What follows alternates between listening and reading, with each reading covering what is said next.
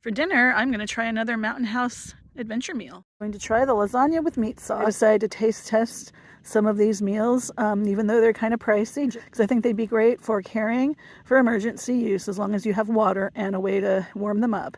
You could probably just also cold soak them. So it's 220 calories one serving, but really, let's be honest, the whole bag is really a serving. I'm just going to cook it in the aroma rice cooker using my Blue Eddy for power. And the reason I'm doing that is it's been kind of breezy today. I added about 1.5 cups of water and stirred it, and I'm going to put the lid on and heat it up.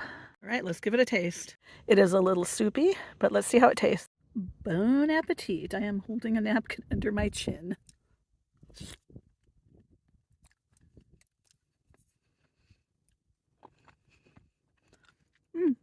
That's not too bad. I mean, it needs more cheese, which I don't have. It's kind of like a lasagna stew.